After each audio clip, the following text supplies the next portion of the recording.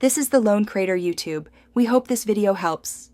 You'll start by enabling Bluetooth, Wi-Fi, and location so devices can discover each other. Once done, open the file, photo, or link you want to send and tap Share. Choose Nearby Share from the menu. Your device will immediately begin scanning for nearby receivers.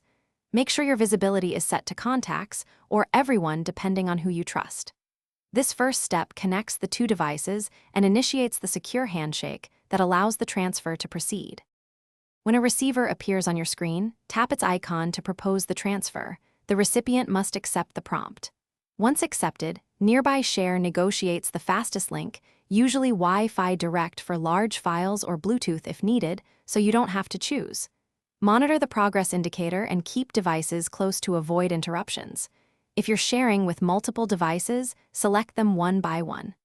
After completion, verify the file opened correctly to ensure. After the transfer completes, open the file to confirm it's intact and delete any duplicates if desired.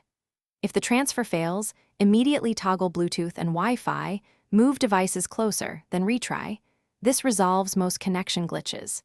Make sure visibility settings aren't set to hidden, and limit everyone if you get unwanted prompts. Finally, update system software if problems persist.